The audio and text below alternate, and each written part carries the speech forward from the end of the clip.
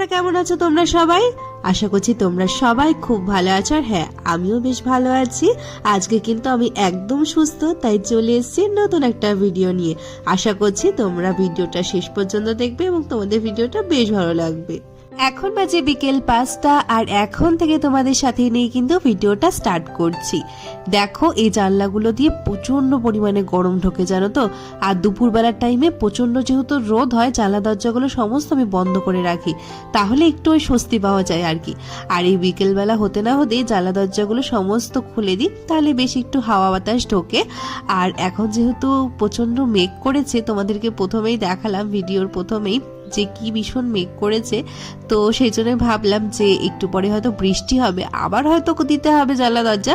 তাতে কি, এখন তো একটু জানলা দরজা খোলা যাক। তোমাদেরকে প্রতিদিনই আমি ভিডিওতে সকালের কাজকর্ম বা রান্না বান্না বা কোথাও যাওয়া টাওয়ার ভিডিওগুলি বেশি দেখাই, কিন্তু আজকে তোমাদের সাথে শেয়ার করব বিকেল বেলার সময় আমি কি করি যেদিনকে আমার কোনো কাজ থাকে না, মানে টিউশন পড়ানো থাকে না। আর আজকে ছিল সেরকমই একটা দিন। আজকে বিকেলটা আমার কোনো কাজ ছিল না, সেই জন্য ভাবলাম যে বিকেল বেলা কোনো একটা ছোটখাটো কাজ করা যাক। কিন্তু তার হলো কই, কিছুদিন আগে অ্যামাজন থেকে কয়েকটা টবের অর্ডার দিয়েছিলাম, আর চলেও এসেছে। টবগুলো কিন্তু বেশ ভালো হয়েছে, জানো তো। আমি ভাবলাম যে খুব একটা ভালো হবে না, যাই হোক ভালো তো হয়েছে, কিন্তু এখন কথা হচ্ছে গাছ লাগাতে হবে। কিন্তু এত সুন্দর ওয়েদার দেখে কি করে ওইসব কাজ করি বলো তো। তাই কাজকর্ম সব ফেলে রেখে ভাবলাম যে আগে এই ওয়েদারটাকে এনজয় করা যাক, আর সেই জন্য চলে আসলাম ছাদে। আর তোমরা বরাবরই জানো ছাদ আমার কতটা প্রিয়, আর এই বাড়িতে আসার পর থেকে ছাদ কিন্তু আমার সবচেয়ে ফেভারিট জায়গা হয়ে গেছে। ঘর যতই সুন্দর গুছিয়ে গেছি রাখি না কেন, ছাদে আসলে মনটা কিন্তু আমার সবচেয়ে বেশি ভালো হয়ে যায় এবং বেশ সুন্দরও লাগে, জানো তো। মানে মনের যত ক্লান্তি আছে সমস্তটা দূর হয়ে যায়। আর আজকে না একটা জায়গায় যাওয়ারও কথা আছে, কি জানি যাওয়া হবে কিনা। আমার বাবার বাড়িতে 3 তলার ছাদের ওপরেই ট্যাঙ্কি ছিল, জানো তো। আর ট্যাঙ্কিটাতে আমরা দুজনেই নাগাল পেতাম, দুজন বলতে আমি আর আমার দিদি। আর সেই জন্য দুজনে মিলে যখনই এরকম মেঘ করতো না, চলে যেতাম সেই ট্যাঙ্কির ওপরে। কোনো মতে কষ্টে শিষ্টে যেই ট্যাঙ্কির ওপরে ওঠা যেত, ওখান থেকে পুরোটা দেখা যেত, মানে আশেপাশের সমস্ত জায়গাটা দেখা যেত। আর ওখানটাতে দাঁড়িয়ে না ভীষণ ভালো লাগতো। দুই বোন মিলে খুব ঘুরেছি, জানো তো। আর খুব এনজয় করেছি এই বৃষ্টির দিনে। বাবা যদিও বকাবকি করতো, নামতাম না কিছুতেই, বলতাম যাও পরে নামবো, আর এরকমই করতাম দুই বোন মিলে। আর তখন তো ইনভার্টার বা এরকম ধরনের কোনো সুযোগ সুবিধা ছিল না তখনকার দিনে, তো সেই জন্য কি করতাম, দুই বোন মিলে বসে পড়তাম পড়াশুনো করতে। আর পড়াশুনো করার নামে ওই লম্প জ্বালিয়ে গল্প হতো। আর সেই দিনটা বলতে পারো ছুটির দিন হিসেবেই গণ্য করতাম আমরা। তারপর দুজনে মিলে চলে যেতাম ঠাম্মার কাছে। ঠাম্মার কাছে শুনতাম সেই ছোট্টবেলার পুরনো গল্প বা ভূতের গল্প। এই ভর দুপুরে বা সন্ধেবেলায় যদি ভূতের গল্প শোনা হয়, তাহলে তো ব্যাস, আর দুই বোন মিলে বিছানা থেকেও নামবো না।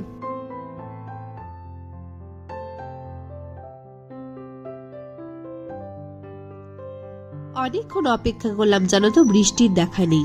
ভাবলাম আজকে আর মনে হয় বৃষ্টি আসবে না। বৃষ্টি অবশ্য হয়েছিল একটু দেরি করে, মানে অন্ধকার হয়ে গেছিল। তারপরে ভাবলাম তোমাদের সাথে শেয়ার করব, তার হলো কই। আর এই দেখো চলে এসেছি এখন রান্নাঘরে চা বানাবো বলে।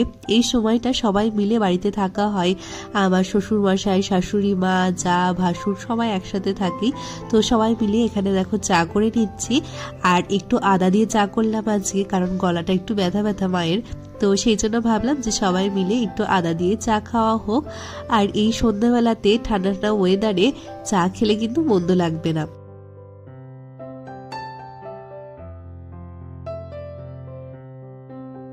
এই আদা চাটা বানানো কিন্তু আমার শাশুড়ি মায়ের জন্য।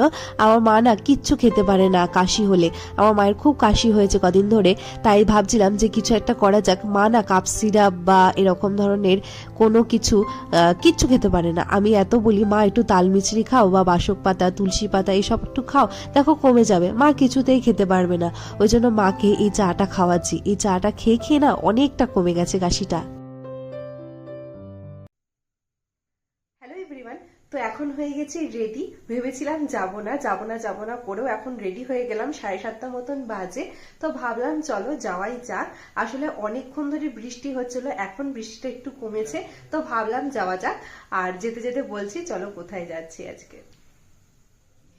গেছিলাম একটা আত্মীয়র বাড়িতে।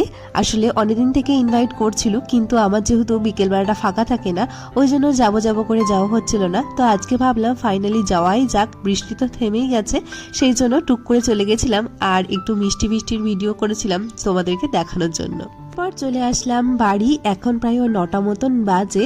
ভাবলাম আর কিছু খাবো না, কিন্তু দেখলাম অল্প অল্প খিদে পাচ্ছে, সেই জন্য ভাবলাম একটু পাস্তা বানিয়ে নিই। আর আজকে আর ভাত খেতে মন চাইছিল না। তো এখানে দেখো সবচেয়ে বড় আমার একটা ব্লান্ডার হয়ে গেছে, যেটা হলো আমি ভিডিও শুট করছিলাম এই পাস্তার রেসিপিটার, কিন্তু আমার কাছে না কি হয়েছিল, এই জায়গাটা দেখো আমি ফ্রাই করলাম, তারপরে আর কোনো আমি ভিডিও করিনি। মানে করিনি বলতে ভিডিও আমি অন করতেই ভুলে গেছি। ক্যামেরাটা আমি কিন্তু একদম ঠিক জায়গায় রেখেছিলাম এবং সমস্ত কিছু ঠিক করেছিলাম, কিন্তু আমি ক্যামেরা অন করতেই ভুলে গেছি। আর সেই জন্য দেখো পাস্তার রেসিপিটা একটু শেয়ার করতে পারলাম না তোমাদের সাথে। যাই হোক, ভিডিওটা তো আর শেয়ার করতে পারলাম না, এটুকুই দেখো তোমরা। আর আজকে না সকলের জন্যই পাস্তা বানিয়েছিলাম, বাড়ির সকলেই খাবে। আর তোমাদেরকে তো বলেইছি যে আমার হাতের পাস্তার রেসিপিটা সবাই খুব পছন্দ করে। আর শুধুমাত্র বাড়ির ফ্যামিলি মেম্বাররা না, আমার বান্ধবীরা আসলেও ওরা বলবে যে তোর হাতের পাস্তা বানিয়ে খাওয়া। ওরা খুব পছন্দ করে আমার হাতের পাস্তাটা। আসলে আমি খুব ড্রাই করে পাস্তা রান্না করি, তো ওই জন্য।